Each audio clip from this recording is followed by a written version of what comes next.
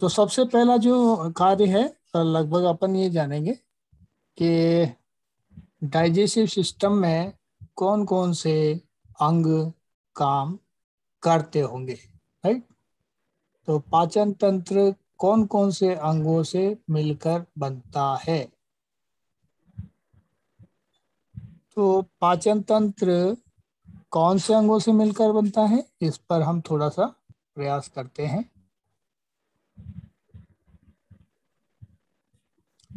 तो पहला क्या मानेंगे, मुख गुहिका। हेडिंग आप बनाए, मुख गुहिका।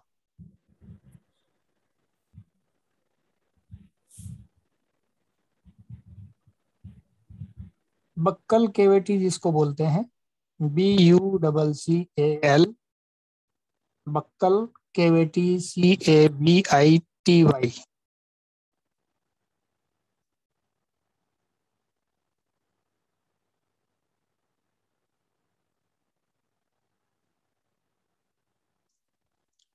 तो ये बक्कल केविटी जो है, जो आपका मुंह है, बस ये पूरा बक्कल कैविटी का पार्ट कहलाता है। और इसी के अंदर आपका दांत, जीभ, बाकी सारी क्रियाएं उसके अंदर दिखाई देती हैं। तो एक बार हम चार्ट का दृष्टिकोण देखते हैं कि कहाँ कहाँ कौन कौन से पार्ट इसमें दिखते होंगे।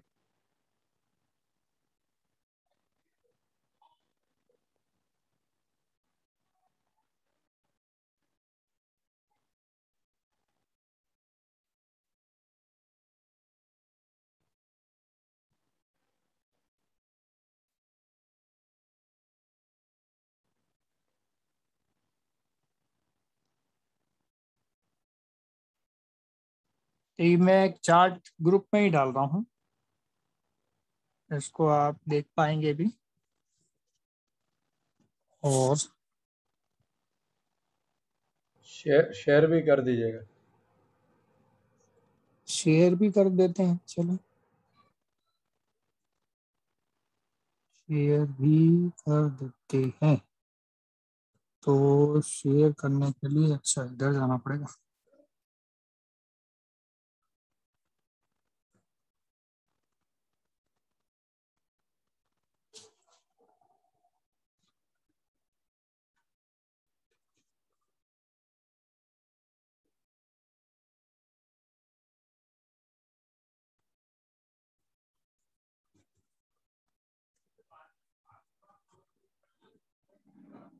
तो ये हमारा ग्रुप में आ गया है और इसमें शेयर ही कर देते हैं।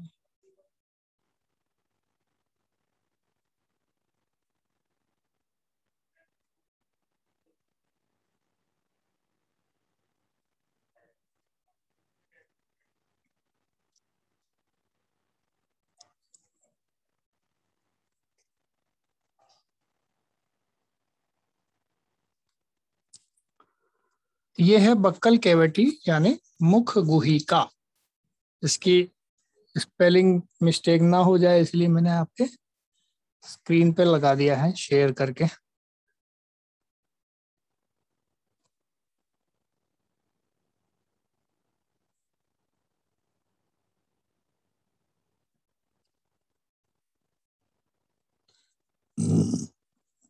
तो सबसे पहले जो है ना ये भोजन,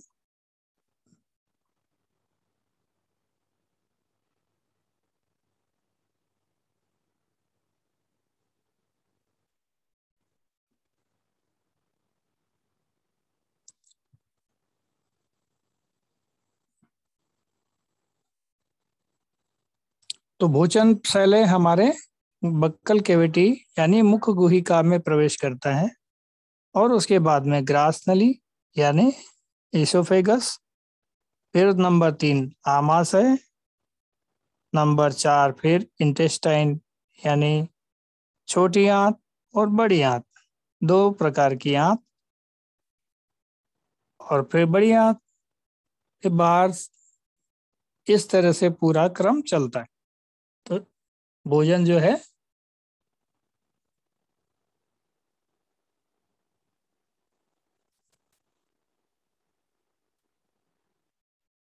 देखिए, कभी भोजन आमाशय से आंत की तरफ जा सकता है, तो क्या भोजन आंतों से आमाशय की तरफ भी आ सकता है क्या वापस? है ना, ये भी विचार किया जा सकता है।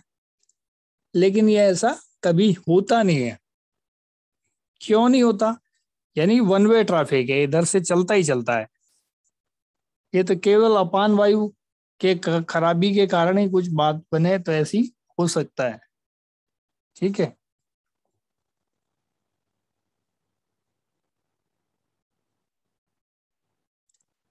तो मुख गुहा जिसे कहा जाता है, वो सबसे पहले उसमें क्या मिलेगा आपको? दांत मिलेंगे। क्या मिलेंगे?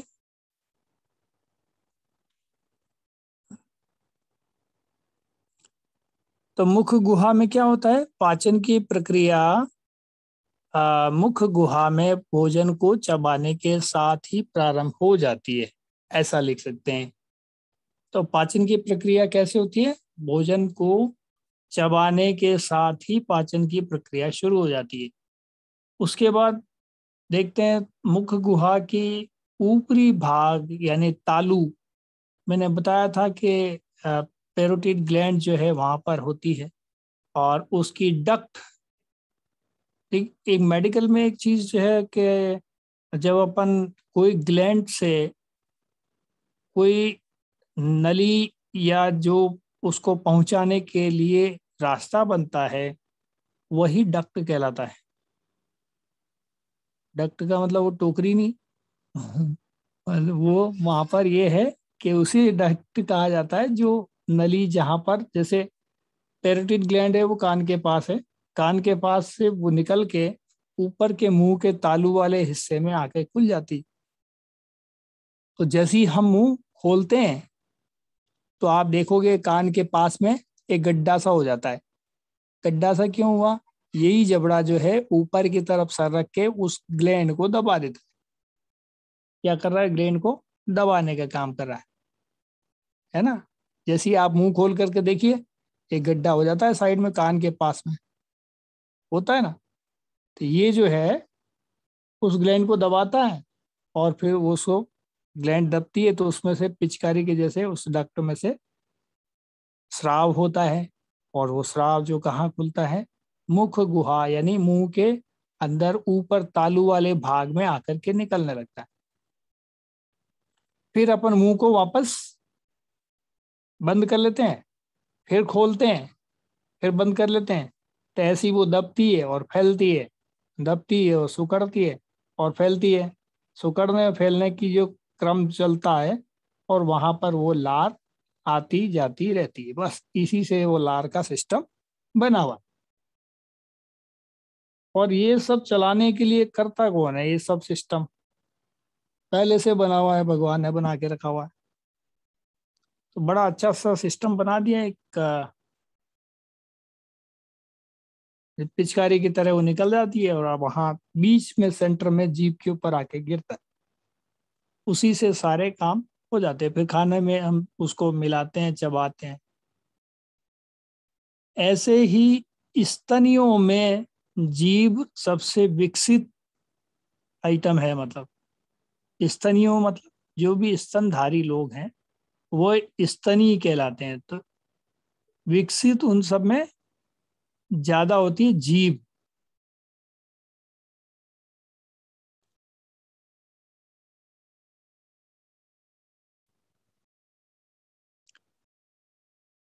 और ये भोजन में लार को मिलाने के लिए जिम्मेदार होती है या मदद करती है। और क्या होता है? जीभ की ऊपरी सतह खुरदुरी अ, होती है। जब भी आप देखेंगे खुरदुरी क्यों बनी हुई है, आप अंदर अंदर की तरफ उंगली डाल के देखिए।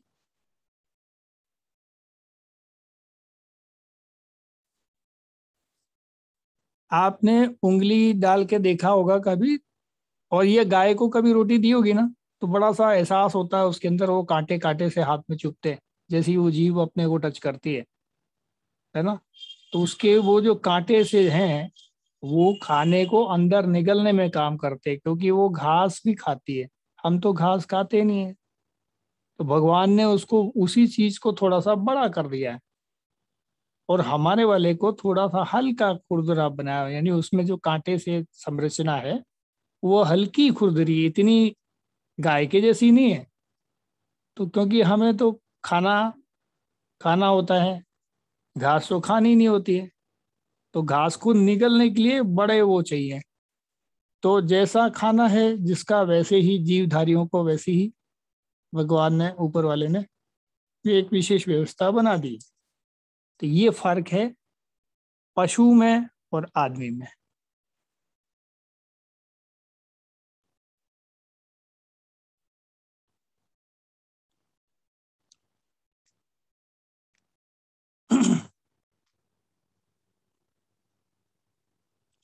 तो इस तरह की संरचना वहां देखने को मिलती।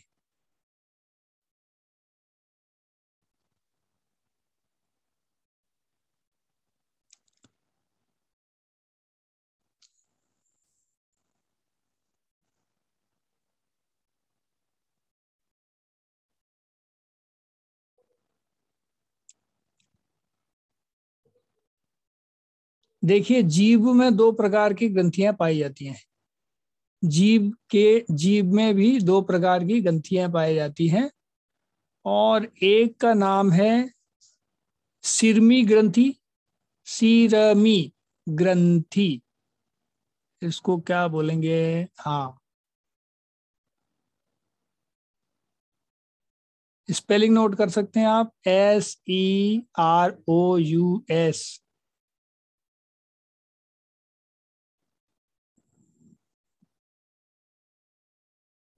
सर दोबारा बताना। तो इसका, एक मिनट अभी नाम बता देता हूं मैं इसको। स्पेलिंग है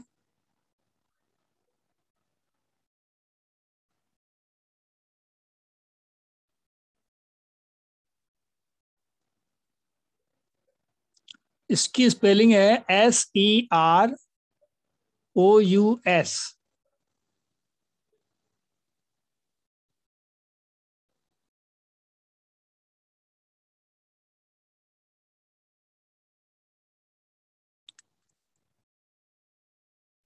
तो सर ये सीरस, सीरस बोला जाता है, SEROUS, सीरस बोला जाता है इसको, सीरस ग्लैंड। और दूसरी ग्लैंड होती है म्यूकस ग्लैंड, उसको हिंदी में बोलते हैं श्लेष्मिक ग्रंथि, श्लेष्मिक ग्रंथि। सर म्यूकस से स्पेलिंग बोल देना। MUCOUS, mucus gland.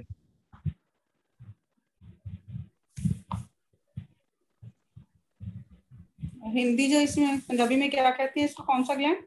श्लेष्मिक, आदाश ले, आदाश, फिर म से मम्मी, और छोटी ई की मात्रा, श्लेष्मिक ग्रंथि।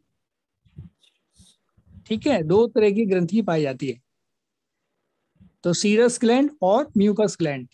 इंग्लिश में बोलें तो सीरस यानी सिरमी ग्रंथि, हिंदी में बोलेंगे सीरमी ग्रंथि, इंग्लिश में बोलेंगे सीरस ग्लैंड, और श्लेष्मिक ग्रंथि यानी म्यूकस ग्लैंड। क्लियर?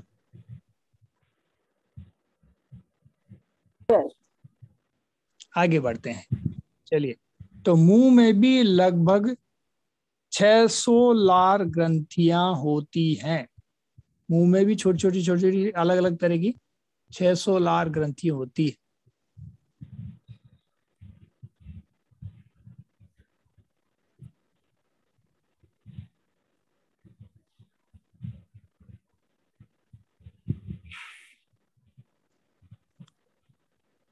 कुत्ते की जीभ में भी ऐसा ही कुछ होता है ना? कुत्ते की जीभ भी, ये जितने भी स्तनधारी है ना, स्तनधारी, जो स्तनधारी का मतलब वो नहीं होते कि बस हाँ, जो जो अपने बच्चे को पेट में रख के पैदा करते हैं, और अंडे में नहीं, पेट में रख के पैदा करते हैं, और उस बच्चे को बाहर आने के बाद में अपने स्तनों का दूध पिलाते थे। ये सब स्तनधारी, तो मेमल्स जिसको बोलते हैं अपन।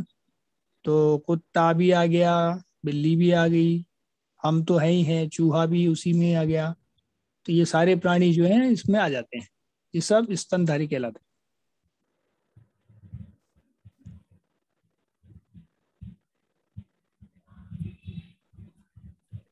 अब इसमें 3 जोड़ी मुख्य लार ग्रंथि पाई जाती है। कौन कौन सी? 3 जोड़ी। 3 जोड़ी पैरोटिड ग्लैंड, सब लिंगुअल ग्लैंड और सब मैंडिबुलर ग्लैंड। मैंडिबुलर ग्लैंड हो गया क्लियर? ये सर लिखा कल हुआ है, मैंने, हाँ सर जी, लिखा हुआ है, समझ नहीं आया। मैंडिबुलर कल बताया तो था लास्ट टाइम, कल कल बताया था शायद। सर मैं क्लास में नहीं थी कल। अच्छा, तो कैसे करें हम? लो, सर जो आपने पिक्चर भेजी थी उसके अंदर लिखे हुए हैं ये। हाँ पिक्चर भेजिए ना। पिक्चर भेजिए, सही है, करेक्ट। आप उसमें से चेक कर लेना, है ना, उसमें स्पेलिंग समेत लिखा हुआ है सारा। तो जो नहीं था, वो जो नया है वो मैं आपको बता रहा हूँ, जो पुराना है वो आपके पास है ऑलरेडी पिक्चर में। ठीक है। सर 3 जोड़ी की बोले से, 3। 3 जोड़ी लार ग्रंथियां होती हैं मुख्यतः। जो जैसे तो 600 लार ग्रंथियां हैं मुंह के अंदर। अब इतनी सी जगह में 600 लार ग्रंथियां कैसे गिनेंगे अपन, हैं? लेकिन इसमें जो मुख्य मुख्य बात है करे, तो 3 जोड़ी होती है। तो पैरोटिड ग्लैंड दोनों कान के पास में होती है, तो 1 जोड़ी तो ये हो गई। ठीक है। एक सब लिंगुअल होती है और एक सब मैंडिबुलर होती है, जो खाने को, स्टार्च को पचाने में काम आती है। इसके अंदर से जो शराब निकलता है। और सब ये जो एक जो है हमारा म्यूकस के साथ में चिपचिपा, भोजन को चिपचिपा बना के गले के अंदर उतारने में हेल्पफुल है। तो इस तरह से हम देखते हैं 3 जोड़ी लार ग्रंथियां होती है।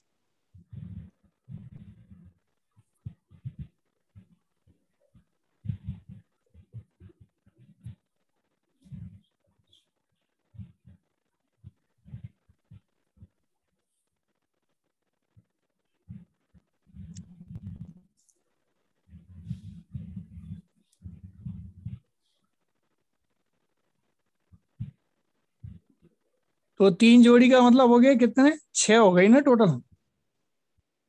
जी सर। हाँ, तो पैरेटिड सबसे बड़ी ग्लैंड है, पैरोटिड ग्लैंड। फिर एक होता है तालू के नीचे की तरफ एक ग्लैंड होती है, उसको सब लिंगुअल बोलते हैं।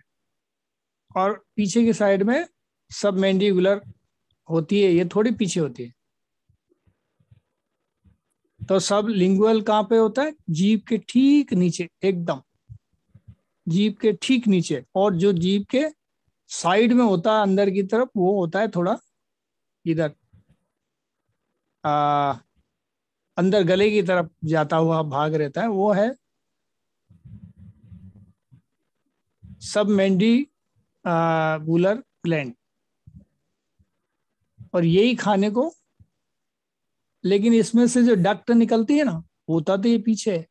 ये जो डक्ट निकलती है, उसका जो भाग है वो आगे जो दांत होते हैं जिनसे कटाई करते हैं अपन, उन दांतों के पास में खुलता है। तो ये जो पूरा ढलान के साथ में वहां से लार आती है, और लार आकर के पूरे मुंह के अंदर मिल जाती है खाने में, और उसको चिपचिपा या चिकना बना के अंदर पहुंचाने के लिए हेल्पफुल है। अंदर पहुंचाने के लिए हेल्पफुल है खाने को, क्योंकि नहीं तो अंदर कैसे जाएगा, ये वाली बात है। तो इस तरह से 3 तरह की ग्लैंड हमारे होती हैं।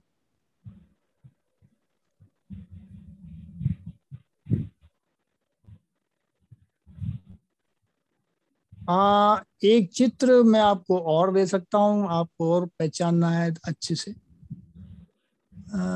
वैसे सारे चित्र आपके पास आ ही चुके हैं, कोई स्पेशल नहीं है। स्पेशल दिखेगा तो मैं जरूर आपको बताऊंगा।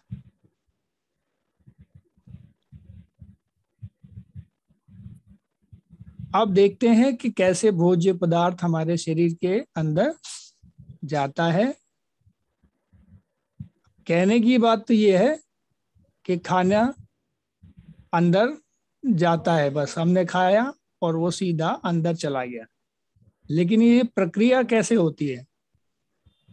ये प्रक्रिया ऐसे होती है,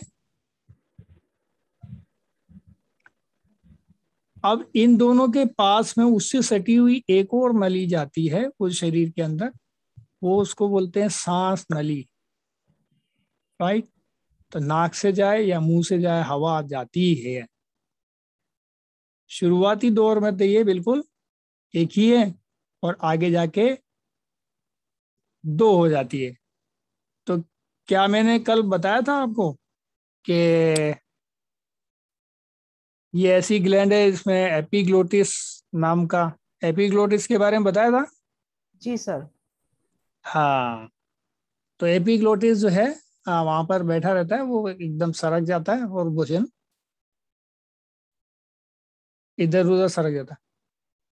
सोचिए कि एक छोटा सा कण भी श्वास नली के अंदर चला जाए, आपके पूरे सिस्टम में, नाक में से, मुंह में से, कान में से, जहां कहीं भी आपको स्रोत नजर आते हैं ना, सब में से पानी निकल आता है।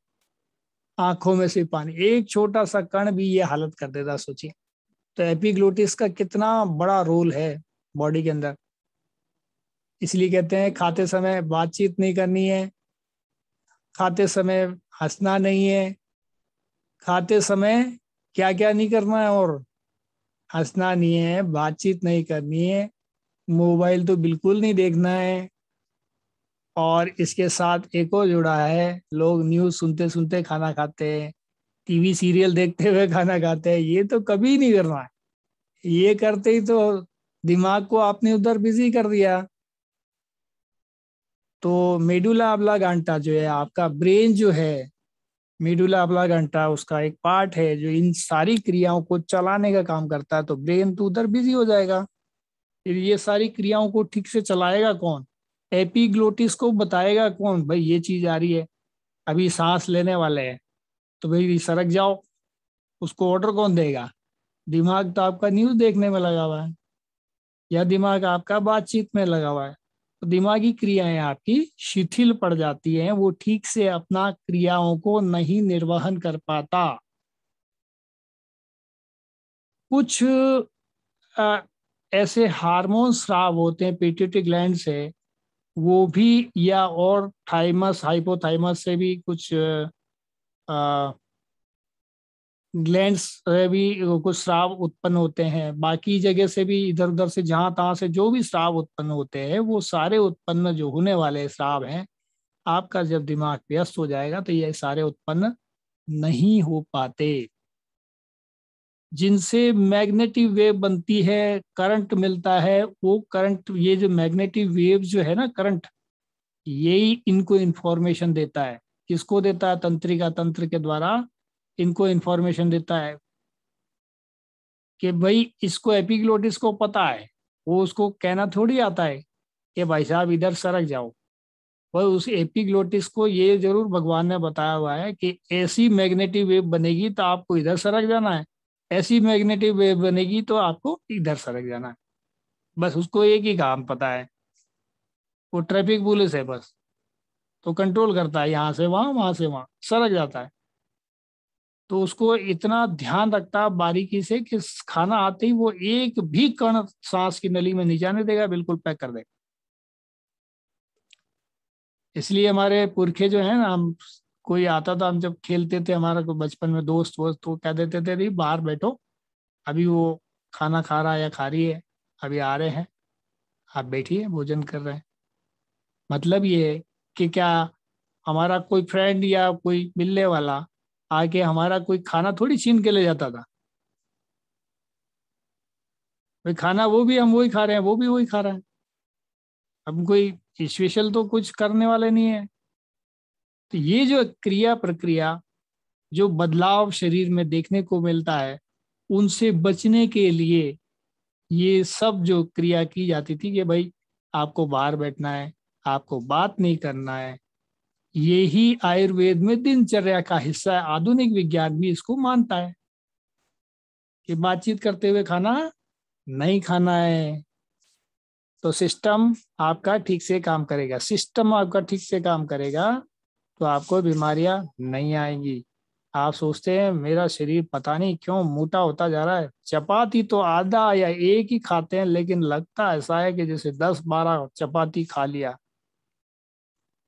तो ये वही प्रक्रिया है जो आपका ब्रेन ठीक से नहीं कर पा रहा, वो अपने कर्म को ठीक से नहीं निभा रहा, और उसके अंदर कहीं ना कहीं हमने बाधा डाल दी, तो उसके कारण ये सारे प्रभाव देखने को मिलते। यदि आप ठीक से खाना चबा के खा रहे हैं तो जीवन भर आपको पथरी भी नहीं आएगी। आप पत्थर खा जाओगे तो भी उसको चबा देगा शरीर, इतनी क्षमता इसके अंदर है। पत्थर को भी गला सकता है, इतनी क्षमता है। आपके जो एंजाइम्स हैं इतने खतरनाक है कि अच्छे अच्छे पत्थर को भी आप खा जाओ तो वो भी, लेकिन वो उसका तरीका है बस खाने का। तो पथरी तो बनने का कोई सवाल ही नहीं उठता। लोग बोलते हैं पथरी हो गई, ये हो गया, इसका ऑपरेशन करा लिया। ये जो प्रक्रियाएं हैं इनको समझना बहुत जरूरी।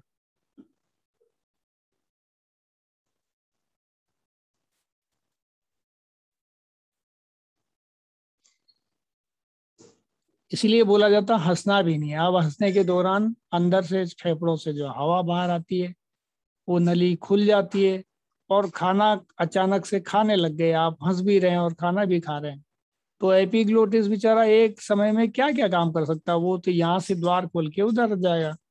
और जब आप हंस भी रहे और खाना खा रहे हैं तो ऐसे टाइम में खाना भोजन नली में जाने के बजाय सांस नली के अंदर चला गया गलती से, एपिग्लोटिस अपना काम करना भूल गया, तो फिर सोचिए क्या होगा।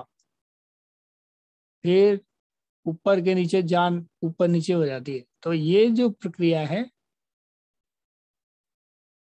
तो मतलब कोई बचा नहीं सकता है ऐसी।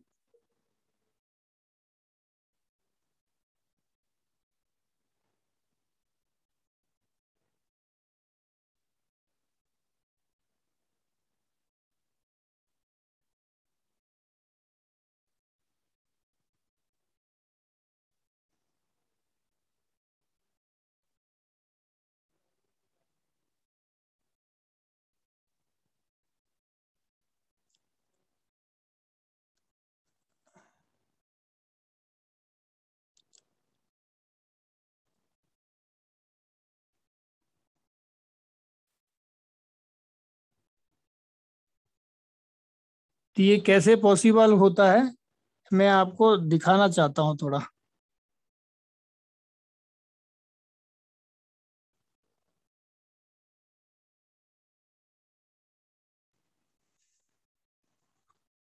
अब आप स्क्रीन पर अपने, ये मैं हटा रहा हूँ, आप देखिए कि भोजन कैसे अंदर जा रहा है पेट के अंदर। राइट। तो कैसे पॉसिबल हो पाता है इसको देखने के लिए सबसे पहले तो इसको बंद करना पड़ेगा।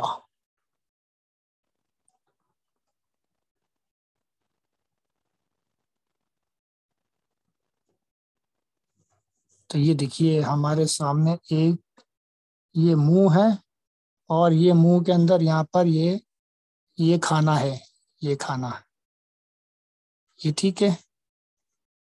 ये ये खाना देखिए, ये गया अंदर और ये आया, और ये देखिए एपिग्लोटिस था ना यहाँ पे ऊपर, वो हटा और ये सीधा अंदर आ गया।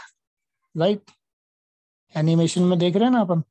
देखिए तो हम फिर से बताता हूँ मैं इसको, एक मिनट।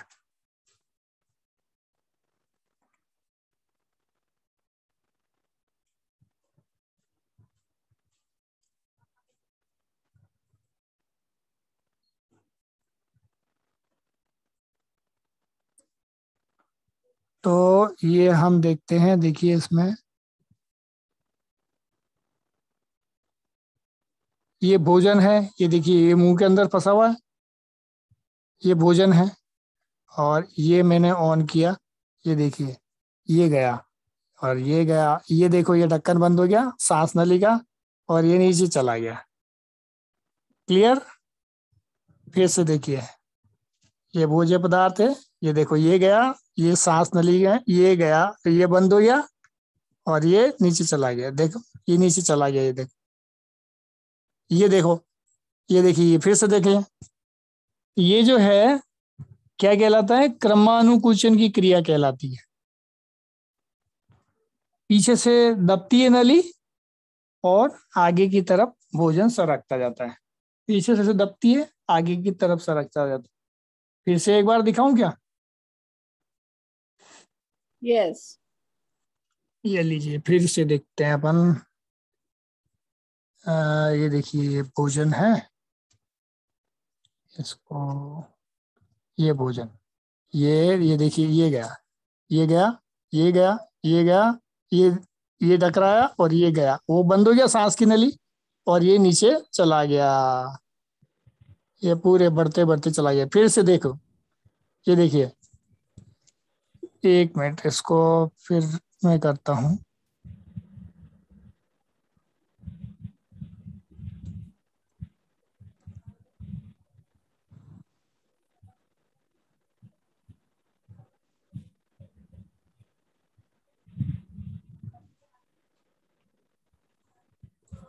ये देखिए, हम इसको धीरे धीरे स्लो मोशन में चला के देखते हैं। ठीक है, ये देखिए ये भोजन आया, ये रोक दिया मैंने। अब ये देखना, ये भोजन यहाँ नीचे जाएगा और ये जो इधर जा रही है ये सांस की नली है और पीछे वाली फूड पाइप है। इधर जो जा रही है सांस की नली है, पीछे फूड पाइप है। ये एपिग्लोटिस यहाँ बैठा है दोनों के बीच में। अभी सांस, हमेशा भोजन की नली में एपिग्लोटिस बैठा है, अभी सांस की नली इधर वाली जुड़ी हुई है। इधर वाली जो नली है ना, ये जो इधर सामने की तरफ आगे की तरफ जाती है, वो जुड़ी हुई है। क्लियर? और ये जो पीछे वाली है ये भोजन नली है, ये पीछे वाली नली है, ये भोजन की नली है, और ये आगे वाली सांस की नली है। अब जैसे ही यहाँ भोजन आएगा ना, तो ये क्या होगा, ये भोजन की नली में अभी एपिग्लोटिस बैठा है, अभी यहाँ आकर के ये सांस की नली को अलग कर देगा, कट कर देगा यहाँ पे कनेक्शन। ठीक है, ये देखिए, ये ये ये देखिए, ये देखिए, ये भोजन यहाँ यहाँ आया और एपिग्लोटिस आकर के यहाँ बीच में बैठ गया, इससे ये सांस की नली का मुंह कट गया। ये सांस की नली का मुंह कट गया और फिर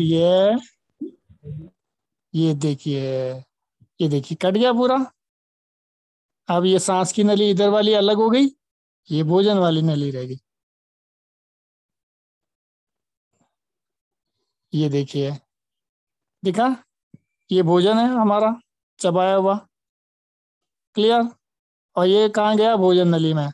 और ये सांस की नली आगे वाली है। क्लियर? ये देखिए, ये भोजन है, अभी चल रहा है अंदर, दिख रहा है भोजन। अब इसको ये गया, जैसे ही भोजन पार हुआ और ये फिर सांस की नली खुल जाएगी। देखना अभी ये तुरंत खुल जाएगी, देखना अभी ये ये खुली, ये खुली, ये खुल गई। अब ये भोजन ये अंदर अंदर गया, अंदर गया। अभी अंदर कैसे जा रहा पता है? ये जो पीछे वाला भाग है, पीछे वाला भाग इसका दबता है और ये आगे वाला भाग में भोजन बढ़ता जाता है। तो इस तरह से ये क्रम चलता है। क्लियर? ये देखिए, ये गया, फिर से देखिए, ये भोजन, ये गया, ये गया, और ये गया, ये गया, ये गया, ऐसे चलता है। इसको क्या कहा जाता है? ये क्रमानुकुंचन की प्रक्रिया कहलाती है। ठीक है, तो इसके फलस्वरूप ही भोजन आगे बढ़ता है। क्लियर? सर कौन सी क्रिया है ये? संकुचन, क्रमानुकुंचन। क्रमानु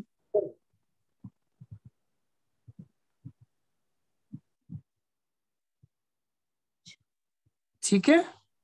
यस।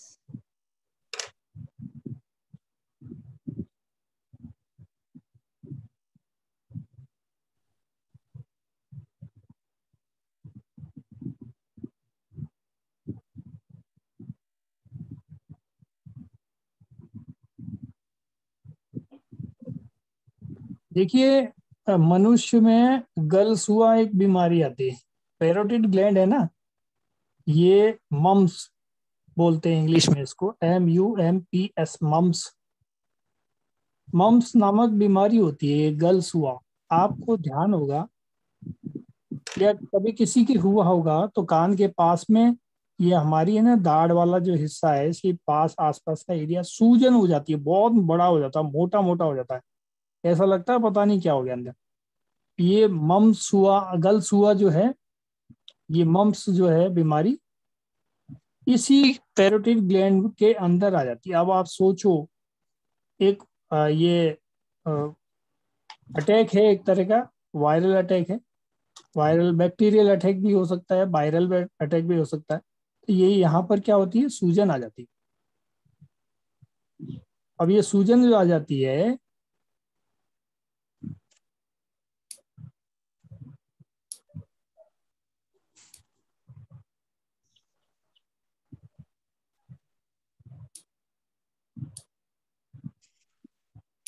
हाँ जी, ये देखिए मेरे, ये वाला हाँ भाग दिख रहा है, ये वाला, ये दिख रहा है मेरा,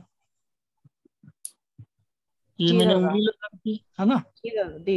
ये बस ये यहाँ से लेके ये यहाँ तक पूरा ये सूजन हो जाती है, यहाँ से नीचे तक पूरा। तो ये हमारी जो ग्लैंड है, ये तो कान हो गया। अब ये कान के पास ये ग्लैंड है, और जैसे ही मैं मुंह खोलूंगा, आ ऐसे करूंगा बड़ा आ, तो यहाँ पे एक गड्ढा हो जाता है। आप भी करके देख लो, आपको भी दिख जाएगा। दिखा? आ करोगे तो यहाँ एक गड्ढा दिखता है कान के नीचे। आ, आ,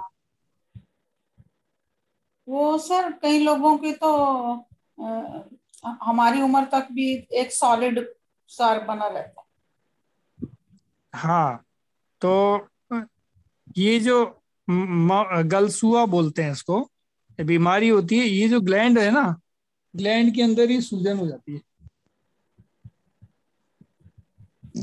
तो जो ये पैरेटिड ग्लैंड है, इसका जो निकास जहां से निकलता है, डक्ट है, और डक्ट में भी सूजन हो जाती है, तो डक्ट बंद हो जाती है। तो फिर ये वहां से खाना पानी निकल नहीं पाता, हम खाना भी नहीं खा पाते, और खाने के जो बैक्टीरिया जो मरते हैं उसी से ही तो मरते हैं। तो हमारा पेट में इधर भी सब जगह बीमारियां होने लग जाती हैं। तो ये एक खतरनाक बीमारी है, क्योंकि ये खाने का ही सिस्टम ही आगे से पकड़ लेगा, तो पूरी बॉडी का जो बैक्टीरिया नाश करने का जो शक्ति है वो तो खत्म हो जाएगी। तो ये ऐसा रोग है। तो ये रोग के बारे में अभी मेरे ध्यान में आया, तो क्यों ना हम इसको जान ही लें साथ में। राइट, तो इस प्रकार से एक सूजन हो जाती है, वायरल भी हो सकती है, या कभी कभी बुखार के कारण हो जाती है, है। कभी अगर कभी। किसी को बुखार भी ना हो, ये अगर ये रहें थ्रू आउट लाइफ, इसका कोई समाधान भी है? हाँ, क्यों नहीं। ये क्योंकि कई लोगों में ये अलग अलग प्रकार से, एक तो स्किन डिजीज के रूप में आती है, एक वायरल इन्फेक्शन के रूप में आती है। तो जो स्किन डिजीज या वायरल अटैक के कारण होती है, ये इसका टाइम पीरियड होता है, 21 दिन तक ये बढ़ती है, 21 दिन तक ये धीरे धीरे कम हो जाती है, अपने आप से भी हो जाती है, अपने आप से भी हो जाती है। इसका टाइम पीरियड है, जैसे मैंने बताया था, एक वायरस या बैक्टीरिया के जिंदगी का एक टाइम पीरियड होता है। बैक्टीरिया का, वायरस का नहीं, वायरस का तो लाइफ लॉन्ग वो रहता ही है ना। वायरस का कोई टाइम पीरियड नहीं होता, वो तो बीज है खेत का, ये आपको बताया भी था। तो वायरस का कोई लाइफ टाइम पीरियड नहीं है। वो हो सकता है कि अभी आपके कहीं से उड़ के घर में आया है और वो घर के पर्दे के ऊपर भी चिपका हुआ है, वो आपको आगे से जब आप वहां से निकलोगे तो वो पर्दे से आपके बॉडी में प्रवेश भी कर सकता है। वो तो उड़ता हुआ बीज है, एक तरह का, दिखता भी नहीं, बहुत छोटा बारीक है। एक तिनका ही था लकड़ी का जैसा, बस इन्हीं का तिनका है कुल मिला के।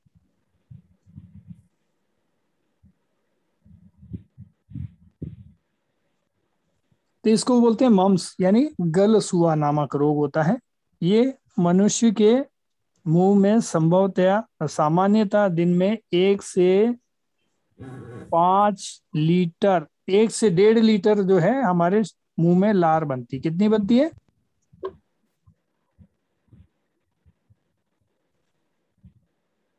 गला या गाल तक सूजन हो जाती है। गाल और गला, गलसुआ इसलिए बोलते हैं, गलसुआ। और मुंह में सामान्यतः दिन भर में 1 से 1.5 लीटर लार बनती है। ठीक है।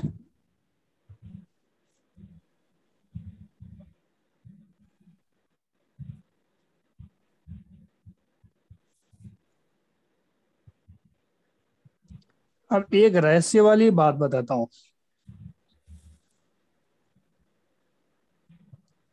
ये जो लार बनती है ये एंटीबैक्टीरियल होती है। ये बैक्टीरिया को मारने का काम करती है ना। तो ये जो इसका पीएच लेवल कितना होता है, इसको हम जानने का प्रयास करते हैं। पीएच, पीएच का फुल फॉर्म क्या होता है? इसको क्या बोलेंगे? PH, power of hydrogen. क्या बोलते हैं? Power of hydrogen.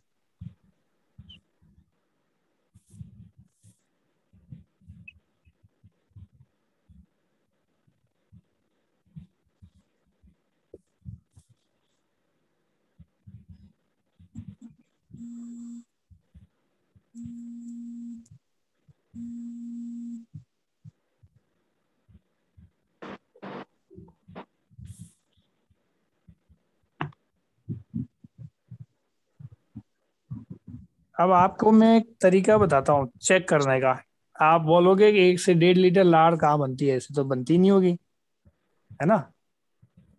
तो जो आप सूखी रोटी रख लो, चलो कोई बात नहीं, उसको बस चबाते रहो बारीक बारीक, चबाते चबाते चबाते चबाते, जो अपने हाथ में या कागज में या किसी भी चीज में उसको थूक दो, वापस चबा के थूक दो। अब आप उसका जो पकड़ के आप देखोगे ना, क्या शानदार चिकना लिस लिसा हो जाता है। वो ऐसा हो जाता है कि वो आराम से गले में कहीं भी टच नहीं करेगा, आपको सीधा निगल सकते हो आप उसको। ये किसने बनाया? ये लार ने बनाया ना। कि मान लो 1 से 1.5 लीटर लार वहां नहीं निकलती होती तो ये सब क्या होता है? क्या नहीं होता। और आप किसी भी लैब में उसको चेक कर लोगे, आपको एक भी बैक्टीरिया जिंदा नहीं मिलेगा उसमें, अच्छे से चबाए हुए। ये करके आप बस ट्राई कर सकते हो।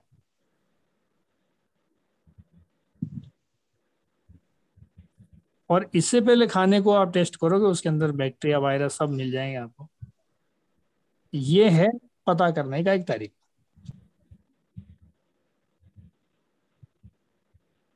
अब इसका पीएच लेवल भी देखते हैं अपन, तो लगभग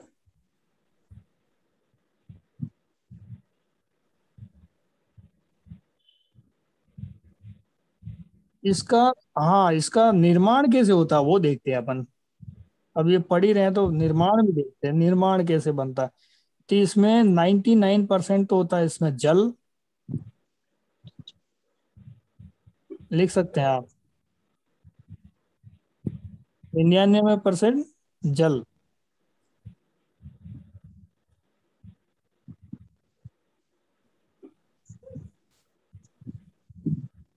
अब 1% में क्या क्या पाया जाता है? के, के का मतलब होता है पोटेशियम।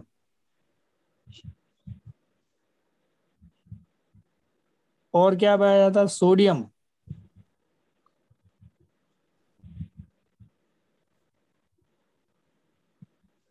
और कुछ एंजाइम होते हैं।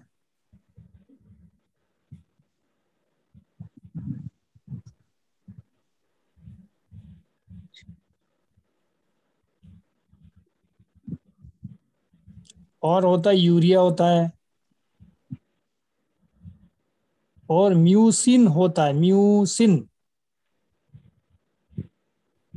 स्पेलिंग बोलना सर। म्यूसिन,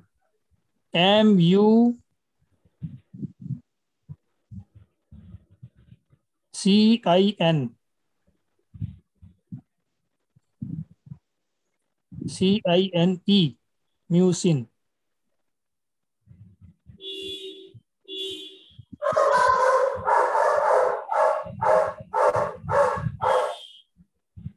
ये इसमें कंटेंट हो पढ़िए, जाता है, राइट। म्यूट करिए प्लीज। ये आप बैकग्राउंड म्यूजिक को बंद कर मंजीत दीजिए। जी अपना माइक म्यूट कर लिया करो आप। हाँ, वो आपको बैकग्राउंड कुछ म्यूजिक चालू प्रश्न हो गया। करना हो ना मंजी दीदी, चुप करवानी है तभी मैडम। आप बोलिए। पीछे से घटने की आवाज आ रही है। मंजीत जी अपना माइक म्यूट कर लो। मैंने कर दिया रन।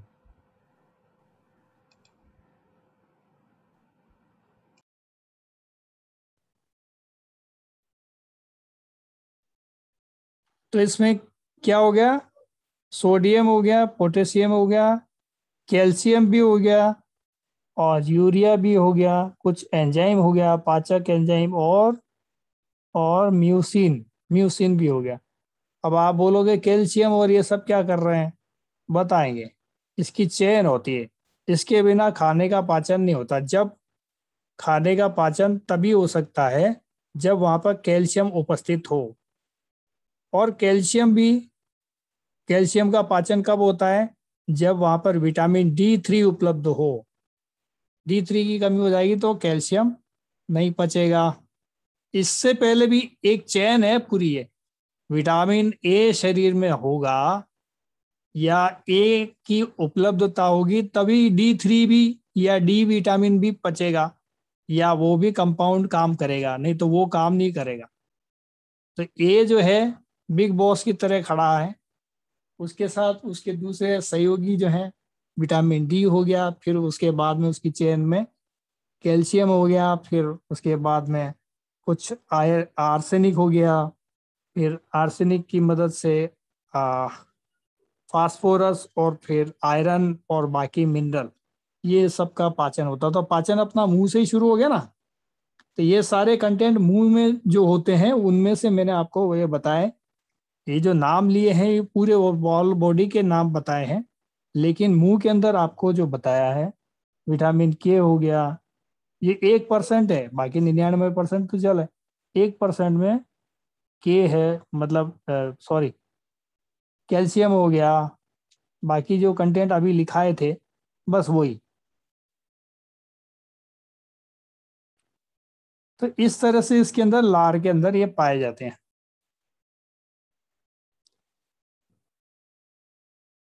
तो क्या क्या होता है मुंह में, जो लार में, एक तो पोटेशियम और सोडियम, कैल्शियम,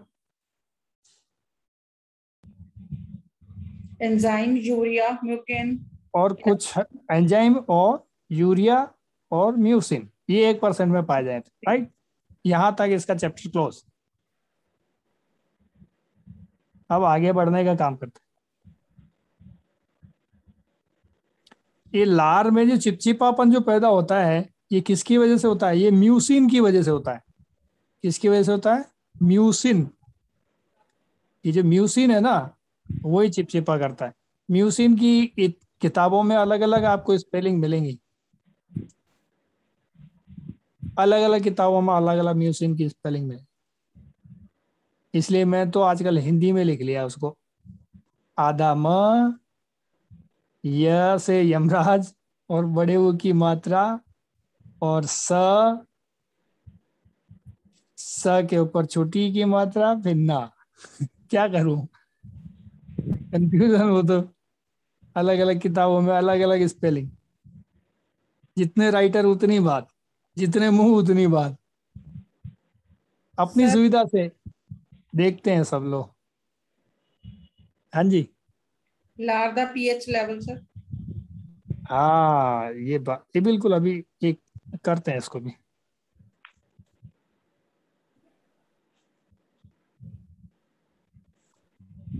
अब ये दिमाग में प्रश्न आएगा कि लार हमारी अम्लीय है कि क्षारीय है ना। ये एक प्रश्न आता है दिमाग में कि हमारी लार अम्लीय है कि क्षारीय। अब ये क्षारीय और अम्लीय का क्या किस्सा है, 0 से लेकर के 7 तक जो है ये सब के सब क्या कहलाता है, अम्लीय यानी एसिडिक होता है। और 7 से लेकर के 14 तक ये सब होता है क्षारीय। ठीक है, 0 से लेकर के 7 तक का पीएच जो है एसिडिक होता है, और एल्केलाइन जो होता है वो 7 से लेकर के 14 तक होता है। तो अब हमको देखना यह है कि यहाँ का लार का जो कई किताबों में 6.5 लिखा है, 6.5 से लेकर के 6.8 तक ये लार का पीएच मान होता है। और खाने का पीएच मान क्या है, जो हम खाना पकाते हैं, ये जो पकाते हैं ना, ये दालें हो गई, इनका पीएच मान 4-5 ऐसे रहता है, 5 हो गया, ऐसे करके रहता है, अलग अलग का अलग अलग होता है। इसलिए बोलते हैं कि खाने के साथ में सलाद को खाना जरूरी है। तो सलाद, खीरा वीरा, इनका 9 पीएच होता है, तो ये एल्कलाइन हो जाते हैं। आ गई बात समझ में। हम जो खाना खाते हैं वो सब के सब जो एसिडिक खाते हैं, तो हमको एल्कलाइन पीले मटेरियल भी डालना होगा, नहीं तो छोटी आंत पचाने से मना कर देगी। मैंने बताया था ना, छोटी आंत पचाने से मना कर देती है, वो नहीं पचाते हम, तो ये तो एसिडिक फूड है। तो अपन कुछ ऐसा ऊपर से डालेंगे जब भी तो वहां पे उसको कुछ मिलेगा, बाइल के साथ में मिल करके कंटेंट क्रिया जो होगी, नहीं तो खाना पचना बंद हो जाएगा। अब और आगे बढ़ते हैं।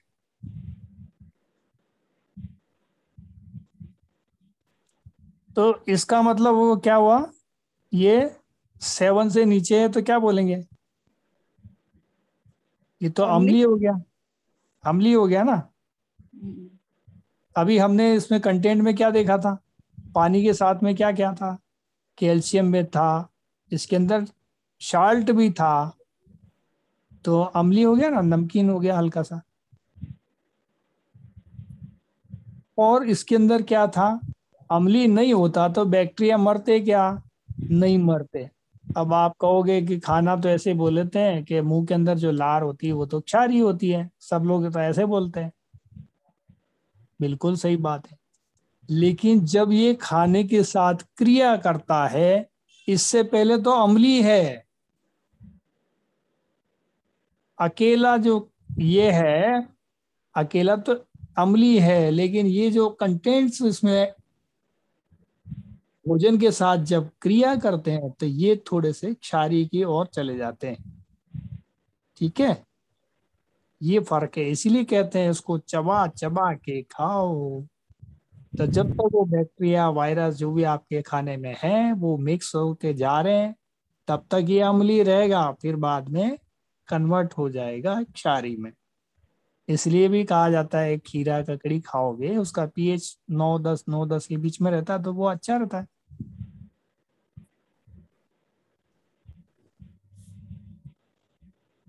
आगे बढ़ते हैं।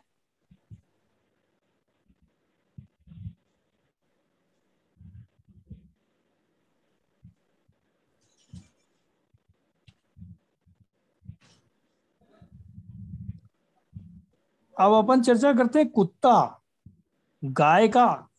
गाय मांस खाती है क्या, नहीं खाती है। नहीं भैंस नहीं नहीं खाती, उसको मांस खिलाओ नहीं खाती। तो गाय और भैंस दोनों मांस नहीं खाती, खाता कौन है, कुत्ता। कुत्ता खा जाता है, और बिल्ली खाती है।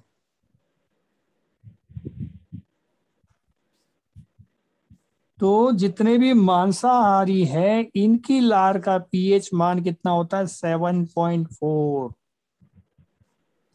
जितने भी मांसाहारी हैं ये 7.4 की तरफ एल्कलाइन ज्यादा होता है। क्यों? कि मांस के अंदर क्या होता है, शाल्टी होता है, वो एसिडिक होता है, ज्यादा एसिडिक पार्ट होता है उसमें।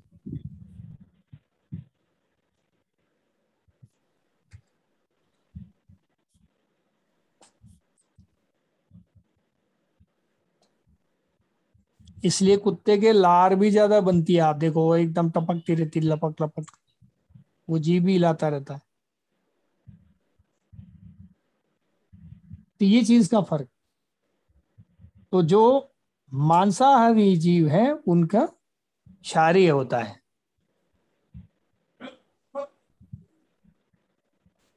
लार को क्या बोलते हैं? Saliva, SALIVA, saliva. ठीक है। सर अब ये ਮਾਸ ਖਾਂਦੇ ਉਹਨਾਂ ਦਾ ਪੀਐਚ ਲੈਵਲ 7.4 ਹੁੰਦਾ ਜੀ। हाँ जी, हाँ जी।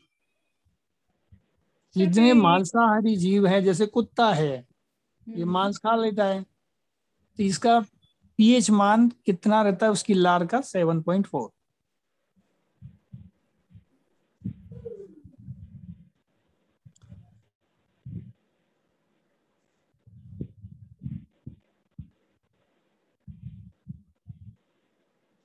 फिर क्षारीय की तरफ चले गए ना वो अम्ली की बजाय। हाँ बिल्कुल, 7 है तो उदासीन हो गया, मतलब न्यूट्रल हो गया, और वो 7+ हो गया तो इसका मतलब हो गया क्षारीय हो गया।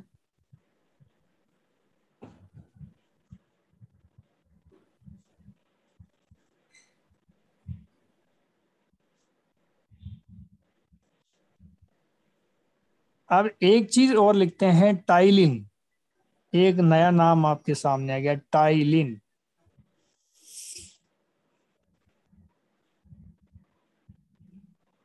टाइलिन क्या है? लार के अंदर एक कंटेंट है, ये एंजाइम है एक तरह का।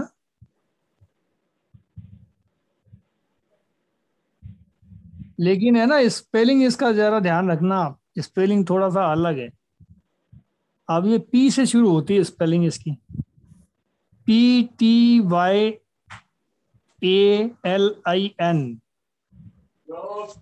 क्या बोलेंगे? पटाइलिन।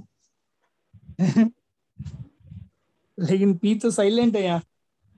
सर स्पेलिंग बोलना दोबारा। PTYALIN। Sir ptyalin. टाइलिन हाँ, ये पटाइलिन हो गया है। नहीं सर टाइलिन। हाँ, टाइलिन हो गया। तो हिंदी में जो लिखा है इसका नाम, वो बुक्स में टाइलिन लिखा है, स्पेलिंग के आगे ये लिखा हुआ है पटाइलिन, मतलब पी साइलेंट हो गया।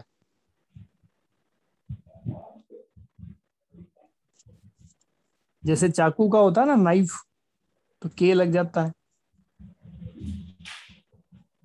ऐसे ये साइलेंट।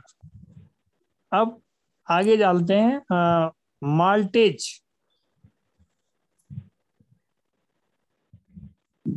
सर ये एंजाइम क्या करता है? टाइलिन। एक बार लिखो तो सही, नाम तो लिख लो। 3 एंजाइम अपन, मैं आपको नाम लिखा रहा हूँ मुख्य रूप से। एक तो टाइलिन हो गया, दूसरा माल्टेज हो गया, तीसरा लाइसोजाइम। स्पेलिंग बोलना सर। मार्टेज। हाँ, माल्टेज की स्पेलिंग भी बोलता देता हूँ, और टाइलिन की भी, और लाइसोजाइम की। ये तो हो गई। अब माल्टेज की लिखिए, MALTASE, माल्टेज।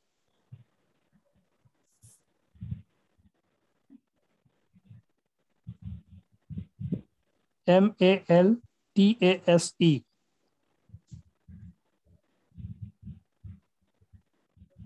तीसरा नंबर लिखिए, एंजाइम लाइसोजाइम।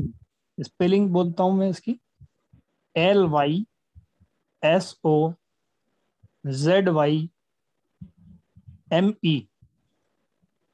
वापस से रिपीट करता हूं, LYSOZYME, लाइसोजाइम। क्लियर? अब इसको समझते हैं, ये क्या बीमारियां हैं तीनों, कौन कौन क्या क्या करता है ये, राइट? तो तीनों के अपन ने नाम लिख लिए, आप इसको समझते हैं। एक स्टार्च जो है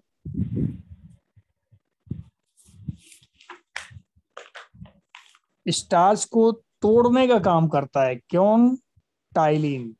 टाइलिन क्या करता है? स्टार्च को तोड़ तोड़ के इसको काय में बदल देता है, माल्टेज में बदल देता है। क्या बोलता है? माल्टोज में। फिर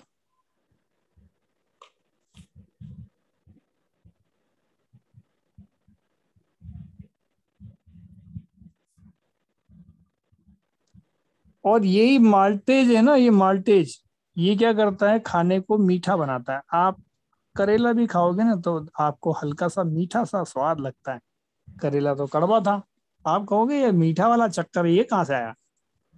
आप कुछ भी कर लो, मुंह के अंदर कुछ ना कुछ मीठा सा स्वाद आपको जरूर आएगा। नीम की पत्ती खा जाओगे तब भी एक बार तो है। स्टार्च नु तोड़न दा काम टाइलिन करता है सर। हाँ जी, हाँ जी। ओके, तो क्या स्टार्च बनाते हैं फिर स्टार्च को तोड़कर वो माल्टेज बना देता है, माल्टोज या माल्टेज बोल दो, माल्टेज में कन्वर्ट कर देता है उसको तोड़ के।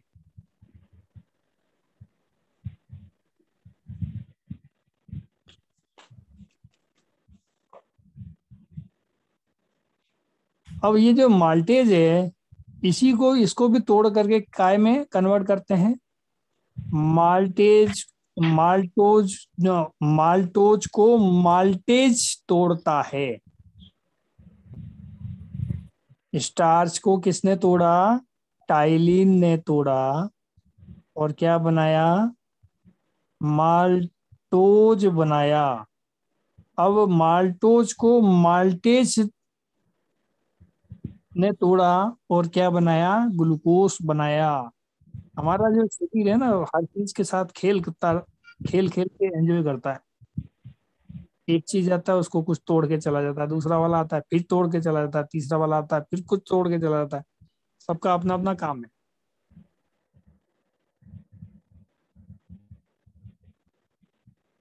अब उसको तोड़ना ही था तो पहले वाला ही तोड़ देता ना, पर नहीं, वो उसको आधा तोड़ेगा, फिर वो उसका वाला नेक्स्ट वाला आएगा, फिर वो उसके और आधे टुकड़े कर देगा, फिर नेक्स्ट वाला आएगा, फिर वो उसके आधे। मतलब सबके काम दे रखे हैं। भगवान ने भी ठाला किसी को बिठा के कुछ भी नहीं दिया। कोई काम करो, क्या करो? बोले तुम्हारा काम यही है, भोजन को तोड़ो। सर माल्टेज नु कौन तोड़ता है? माल्टोज को माल्टेज नामक एंजाइम तोड़ता है और ग्लूकोज में कन्वर्ट कर देता है। क्लियर? ये सब मुंह के अंदर ही हो रहा है, देखो सोच लो, यहीं पे पाचन शुरू हो गया। अब लोग कहते हैं जी ये तो खाना तो पेट में पचेगा, उनको तो समझ में नहीं आती ये कहानी। वो तो मगरमच्छ की तरह निगल लेते हैं तो खाना पचेगा कैसे? फिर कहते हैं खाना पचता ही नहीं है, पेट में गैस बनती है कि भूख नहीं लगती है, क्या होता है पता नहीं, क्या क्या बीमारियां गिनाते रहते, खाते रहो, एसिडिटी हो गई फिर, ऐसे भी बोलते हैं। जो सर टाइलिन के बाद बताया था वो माल्टेज था ना? हाँ, वो माल्टेज माल्टेज को माल्टोज तोड़ता है, ठीक है। नहीं, ये उल्टा हो गया। माल्टोज टूटता है माल्टेज के द्वारा। ठीक है माल्टोज को, हाँ, स्टार्च को टाइलिन तोड़ता है तो ये क्या बन जाता है? माल्टोज। अब माल्टेज जो है माल्टोज को तोड़ता है तो क्या बन जाता है? ग्लूकोज। क्लियर? आगे बढ़ जाए।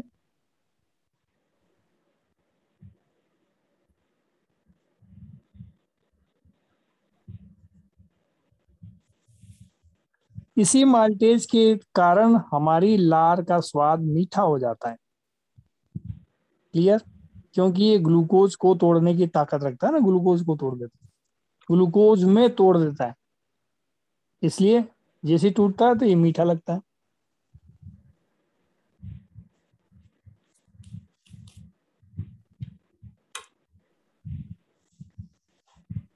ਸਰ ਕਈਆਂ ਦੇ ਟੇਸਟ ਬਰਡਸ ਖਰਾਬ ਹੋ ਜਾਂਦੇ ਨੇ ਹਾਂਜੀ ਤੇ ਕਈਆਂ ਦੇ ਟੇਸਟ ਬਰਡਸ ਨਹੀਂ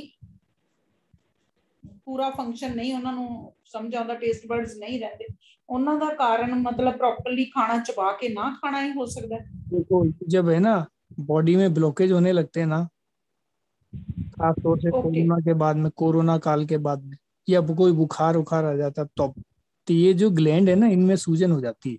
कौन सी वाली में सूजन हो गई? टाइलिन कहाँ से निकल रहा है? तो ये जिनसे निकल रहा है ना इन ग्लैंड में हो जाती है सूजन। और ये जो माल्टेज जहाँ से निकलता है उसमें भी सूजन हो जाती है। तो जब सूजन हो जाने के कारण वो निकल नहीं पाता तो हमारा टेस्ट बनता ही नहीं मुंह में। जब ये सिस्टम ही काम नहीं कर रहा तो बनेगा कैसे टेस्ट? तो टेस्ट बनाने वाला तो आया ही नहीं आइटम। तो फिर वहां पर अब कोरोना में भी तो यही हुआ ना, वायरस ने जाके अपना मकान बना के रख दिया और उसमें सूजन हो गई जगह जगह, नाक में, कान में, आंख में, जहां पर भी। ठीक है, इसी इसी सिस्टम पे तो अटैक करता है।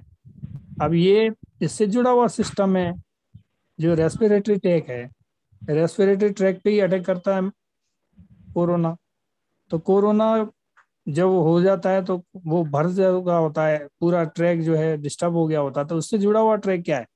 भोजन वाला भी उसी से तो पास से जुड़ा रहा है, उसके पास से ही निकल रहा है, तो वो भी थोड़ा बहुत प्रभावित होगा। उसके चक्कर में वो भी आ जाता है ना। पड़ोसी के घर में है, बैंड बाजे बजे में, तो हमारा घर भी डिस्टर्ब हो जाता ना। हम सो सकते हैं क्या? पड़ोसी बैंड बाजे बजा रहा है घर के अंदर, हम सो सकते हैं क्या? खुद तो सो ही नहीं रहा है, दूसरा भी डिस्टर्ब हो रहा है, तो थोड़ा बहुत असर तो हमारे पास भी दिखेगा। तो वही चक्कर यहाँ पर है। लाइसोजाइम क्या बनाता है? एंटी बैक्टीरियल कंटेंट है ये। क्या है? Anti bacterial. ये बैक्टीरिया को मारने का काम करेगा, एंटी बैक्टीरियल। क्लियर?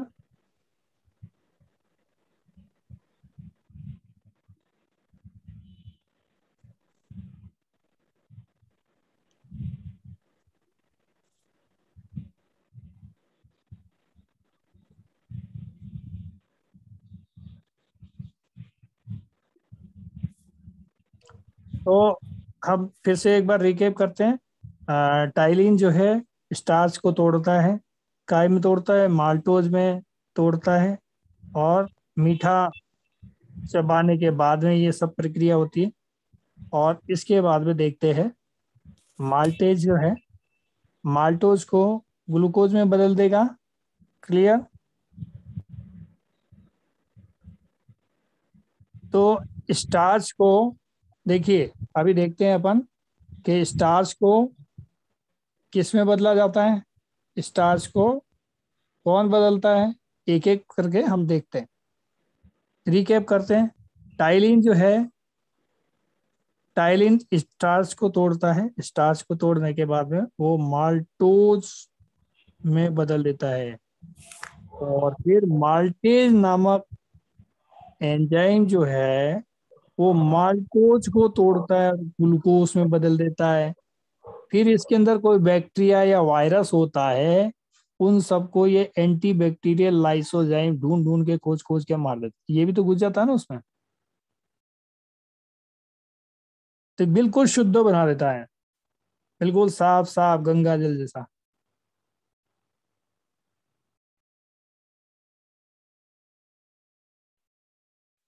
तो ये एंटी बैक्टीरियल है, ये जीवाणुओं को मारता है लाइसोजाइम।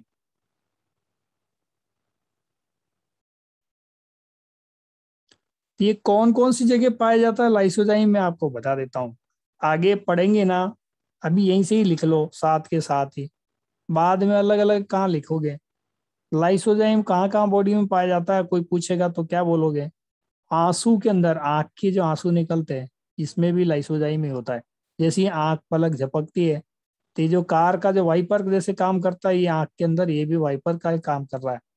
तब इसके साथ में ऊपर ग्लैंड से ये लाइसोजाइम निकलता है, और भी कंटेंट निकलते हैं लेकिन लाइसोजाइम मुख्य घटक है उसका, तो वो निकलता है ये।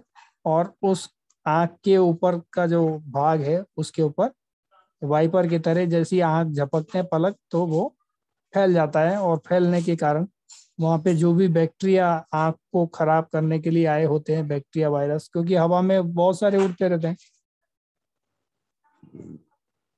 तो ये जो उड़ने वाले बैक्टीरिया पैथोजेंस हैं या कोई भी चीज जो हानिकारक कंटेंट है वो बॉडी को ये खत्म कर देता है।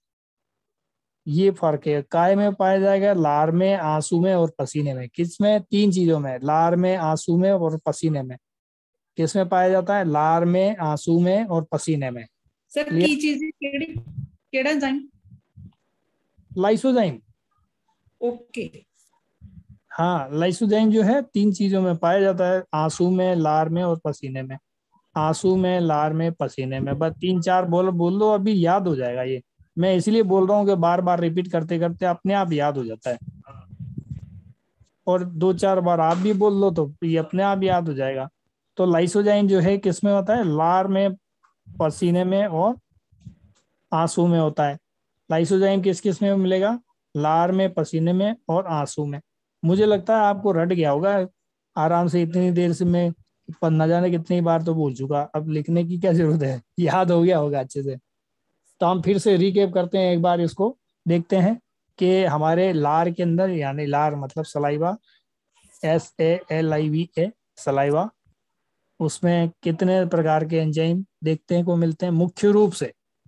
वैसे तो 600 लार ग्रंथियां आपको बताया गया है, लेकिन इसमें मुख्य रूप से 3 लार ग्रंथियां हैं और 3 ही मुख्य रूप से एंजाइम और भी हैं, लेकिन मुख्य रूप से 3 महत्वपूर्ण हैं जिनको जानना जरूरी है। बाकी अब 600 की लिस्ट बनाओगे तो बनती चली जाएगी, तो वो बड़ा लंबा विषय है, उसका कोई मतलब भी नहीं है। अपने को तो काल जो मेन चीजें हैं वो ही जाननी। तो टाइलिन, टाइलिन क्या करता है? टाइलिन की स्पेलिंग होगी PTYALIN, PTYALIN, PTYALIN। कोई किसी ने लिखा हो तो आप चेक करते चलो फटाफट, ठीक है। दूसरा एंजाइम होता है माल्टेज। माल्टेज की स्पेलिंग होगी MALTASE, माल्टेज। तीसरी स्पेलिंग होगी लाइसोजाइम। लाइसोजाइम की स्पेलिंग होगी LYSOZYME। करेक्ट, आगे बढ़ जाते हैं अब। तो ये टाइलिन क्या कार्य कर रहा है? ये स्टार्च को तोड़ देता है। किसमें तोड़ देता है? माल्टोज में तोड़ता है। और जो सेकंड एंजाइम है जो माल्टेज है, वो माल्टोज को तोड़ के ग्लूकोज में बदल देता है। और ये जो लाइसोजाइम है ये एंटीबैक्टीरियल है, तो ये क्या करेगा? ये सबको, जीवाणु को नाश कर देगा, इन सब में से इसको बिल्कुल शुद्ध गंगा जल बना देगा।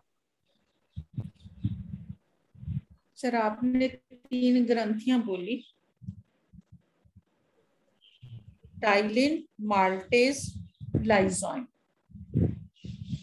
लेकिन आप जो क्लैरिफाई हो रहा है तब टाइलिन तो स्टार्च को तोड़ने का काम करता है और माल्टेज में तब्दील कर देता है। फिर से सुधारिए, आपने गलत लिख लिया है।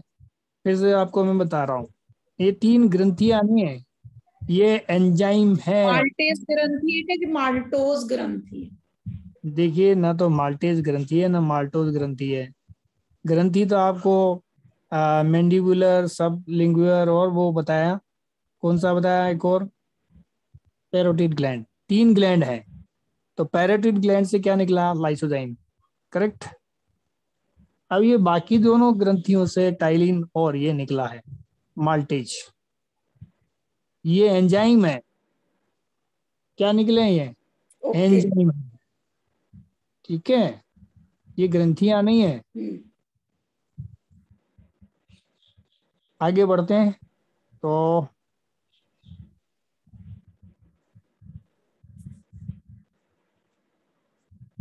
और आंसू कौन सी ग्लैंड से निकलता है? लैक्राइमल ग्लैंड, जो आंख के आंसू से निकलता है। और जो हमारे पसीने के अंदर भी ये इसका कोई लाइसोजाइम फोटो नहीं निकलता था है। क्या दादा? हाँ जी, इसका कोई इमेज नहीं था? पिछली बार तो दिखाया था। इमेज नहीं है इसका। इमेज क्या इमेज बनाई? वो लिक्विड का क्या इमेज होता है? पानी नहीं पानी तो है। आपने पीपीटी बनाया था ना पिछली बार सभी एंजाइम्स का। एंजाइम का पीपीटी नहीं, खाली नाम का लिस्ट बनाया था अपन ने। ओके, तो मतलब ये लिख के दे देते तो इतना बोलना नहीं पड़ता ना। अब ये तो इफेक्टिव अंदर लिखा का हुआ पढ़ रहे है। हैं ना अपन, ये मेन हेडिंग तो इनको लिख के दे दिया था, वो शेयर भी कर दिया ना अपन ने। अच्छा ये वो देखिए, हाँ ये तो उसके अंदर का भाग है ना। ये देखिए मेन हेडिंग क्या है हमारा, मेन हेडिंग तो ये है, कहाँ गया, आजा प्यारे पास हमारे, हीरा, है ना। मेन हेडिंग तो ये है हमारे, पीपीटी तो ये है। अब इसके अंदर हम देख रहे हैं, इसके अंदर घुस गए ना, मुख गुहिका, बक्कल कैविटी।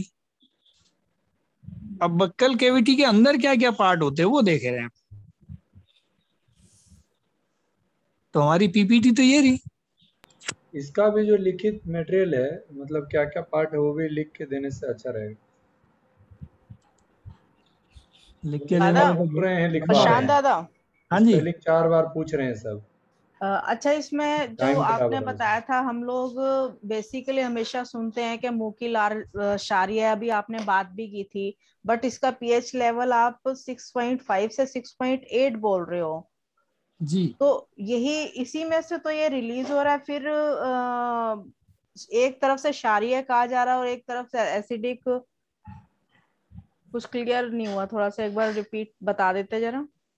मैंने आपको फिर से बताया था, दोबारा फिर बता देता हूँ। जब अपन खाने को चबाते हैं उसके साथ कुछ क्रियाएं होती हैं, उस क्रिया के तहत ये क्षारीय होता है, समझ रहे हैं ना। ये क्षारीय नहीं होगा तो ये जो लाइसोजाइम है, जब वो बैक्टीरिया को मार देगा तो लाइसोजाइम हटा दो तो ये पूरा क्षारीय हो जाएगा। ये लाइसोजाइम के कारण एसिडिक हुआ, समझे क्या। जी जी। तो वो बैक्टीरिया ही नहीं मरेगा ना उससे, उसको एसिडिक बनाना ही पड़ेगा तभी तो होगा ना। इसीलिए तो कहते हैं मुंह चलाओ, चलाते जाओ चलाते जाओ।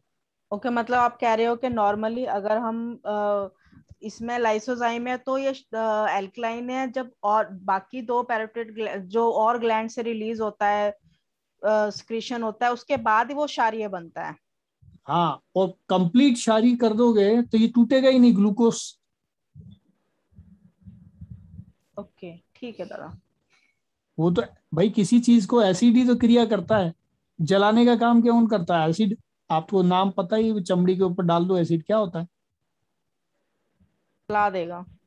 हाँ, तो जब तक एसिड का कंटेंट उसमें नहीं आएगा, जब तक वो सारी क्रियाएं बंद हो जाएंगी ना, न्यूट्रल हो जाएगा सब कुछ। ठीक दादा, थैंक यू दादा। तो ये जब क्रियाएं एसिड हो का जाएंगी। कंटेंट ही क्षारीय बनाता है सर, यही हाँ जी। बात बनी ना, एसिड का कंटेंट क्षारीय बनाता है ना। एसिड का कंटेंट मिल करके पहले, आप जब वो एसिड के कंटेंट जो होंगे ना, ये जैसे लाइसोजाइम और ये हैं, तो ये जो एसिड के ये कंटेंट है बॉडी के अंदर जब काम करेंगे, ये जब काम करेंगे जब भी तो बैक्टीरिया का नाश होगा। जब बैक्टीरिया मर जाएगा और ये जो एंजाइम काम में आ जाएगा, अब बचेगा क्या, न्यूट्रल हो गया कि नहीं हो गया। फिर तो वो खाना बिल्कुल। पचाने के एंजाइम बच गए ना। जी जी। तो फिर तो वो क्षारीय हुए कि नहीं हुए। यस। तो जब नेचुरल अवस्था में इसको चेक करोगे तो आपको पीएच ये दिखेगा, इसके बाद तो न्यूट्रल दिखेगा, क्षारीय दिखेगा। अलग अलग अवस्थाओं में आप चेक करोगे, अलग अलग चीजें दिखेंगी।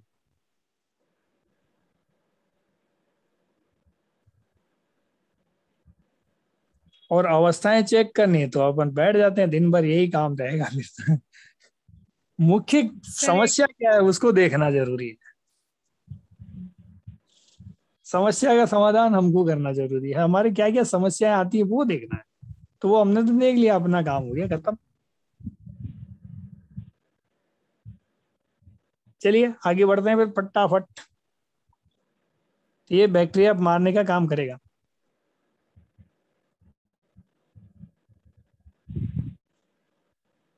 माल्टोज ग्लूकोज में चेंज हो गया, और ग्लूकोज जो है,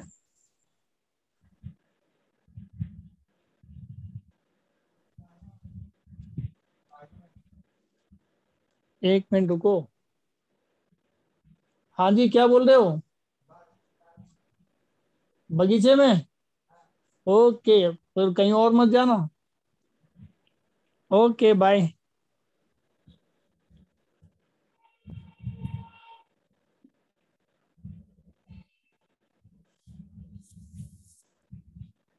देखिए जो सिरमी ग्लैंड है ना, सिरमिक ग्लैंड, इसमें लाइपेज नामक एक और एंजाइम निकलता है। ये मैं और बता देता हूँ। लाइपेज नामक एंजाइम निकलता है सिरमिक ग्लैंड जो अभी मैंने बताई थी उसके अंदर।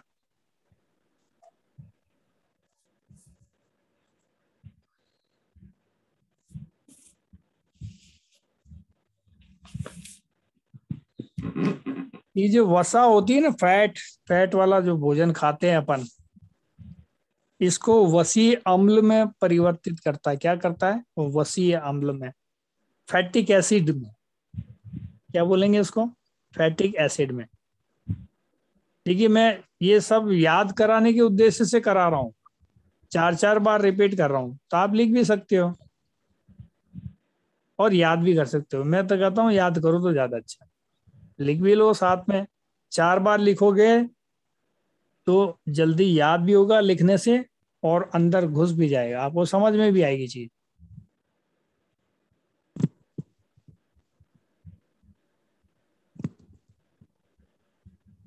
चलिए आगे बढ़ते हैं। ये किस में कन्वर्ट हो जाएगा?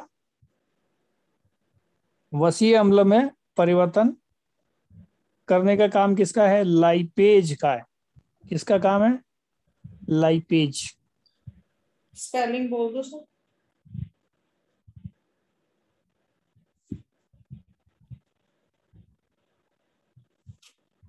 Lipase, LIO।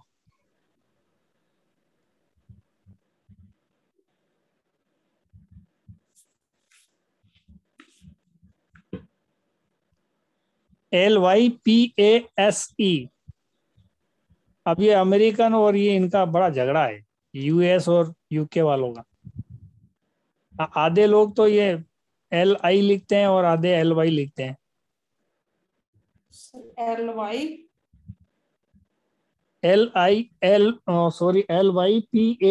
LYPASE, lipase.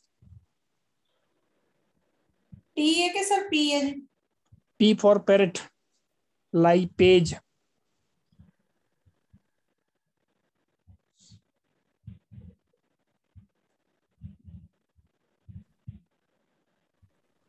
क्या काम है लाइपेज का? लाइपेज का जो काम है वो उसको वसा, फैट जो होता है ना हमारी बॉडी में, इस फैट को किस में कन्वर्ट कर देता है? वसीय अम्ल में, फैटिक एसिड में कन्वर्ट कर देता है। फैट को फैटी एसिड में कन्वर्ट कर देता है। आप सुनते तो है ना, omega 3 fatty acid, fatty acid तो अलग अलग नामों से आते हैं ये। फैटी एसिड में कन्वर्ट कर देता, तो वसीय अम्ल में कन्वर्ट कर देता है, हिंदी में बोले तो।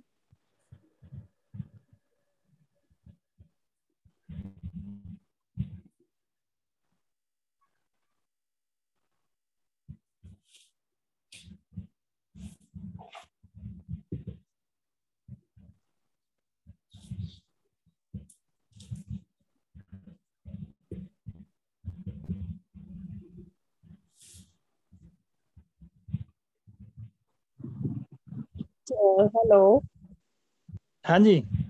सर, 4 बजे शुरू कर दिया करो क्लास, फिर जल्दी खत्म हो जाया करेगी ना, सैर करने भी जाना होता क्या बोल रहे हैं? है। मैं सर सबसे पूछ लो, 4 बजे शुरू हो जाया करे अब क्लास। 4 बजे शुरू कर दें, हमें क्या है। और क्या, 4 से 6, 4 से 6 तो बज जाते हैं। 4 से 6 मत बजाओ, 4 से 5 करो या 4:30 से 5:30 करो। 4 से 5 4 से 4:15 कर लो सर।